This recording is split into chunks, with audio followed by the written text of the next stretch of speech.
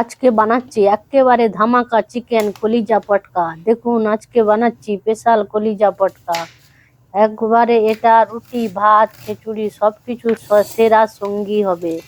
এটা খেলে খুব শরীরের পক্ষে ভালো, সুস্বাদু, টেস্টি। ঝাল ঝাল বানাবেন। দেখুন সব মশলাপাতি কেটে ফেলেছি, প্লেটে দেখেছিলেন কাটা ছিল সব মশলা। এবারে এই সব মশলা দিয়ে একবার ঘুরিয়ে ফিরিয়ে নেব মিক্সিতে।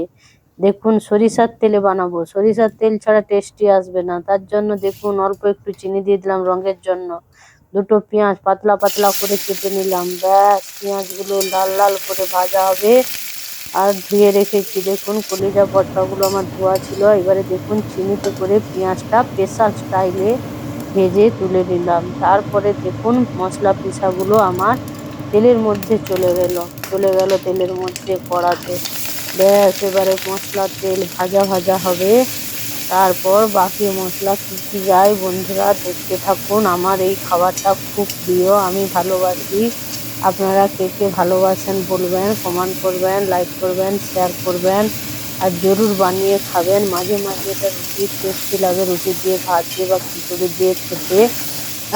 আমি তো মাঝে মাঝে বানিয়ে খাই, আপনারাও খাবেন। দেখুন স্বাদ মতো দিয়ে দিলাম পরিমাণ মতো হলুদ আর নমক, নুন। নুন ছাড়া তো কোনো গুণই আসেনি, নুন দিতেই হবে বন্ধুরা। নুন দিয়ে ফেললাম। ব্যাস, দেখুন খুব অল্প তেলে বানাচ্ছি, তেল দেখুন একদম নেই বললেই চলে। যে তেল ছাড়া রান্না হবে না ভুল। দেখুন কৌটাটা ধুয়ে ঘষে জলটা দিয়ে দিলাম, জল ছাড়া টেস্ট আসবে না।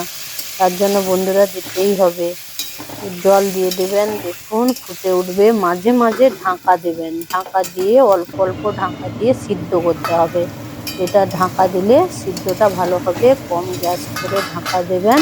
দিয়ে দেখুন ভাজা পেঁয়াজটা যেমন রেখেছিলাম, যেমন আমরা বিরিয়ানিতে ভেজে রাখি সেইভাবে ভেজে রাখছিলাম।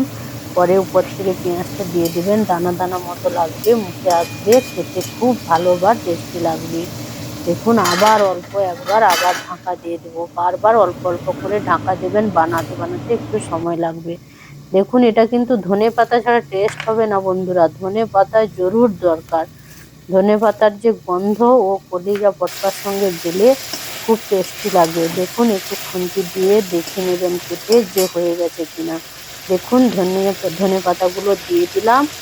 ব্যাস, ধনে পাতার গন্ধ আর কলিজা পটকার যে গন্ধ সুস্বাদু, খেয়ে বন্ধুরা মন খুশি হয়ে যাবে, দিল খুশ। বৃষ্টির সময় হলে তো আরো খুব ভালো লাগে। দেখুন বন্ধুরা আমি তো বানিয়ে খাই, আপনারা কে কে পছন্দ করেন বলবেন। এটা বানিয়ে আগে কোনোদিন কি খেয়েছেন বন্ধুরা? খেয়েছেন যদি কমেন্ট করবেন, লাইক করবেন, শেয়ার করবেন। ভিডিও দেখার জন্য থ্যাংক ইউ বন্ধুরা।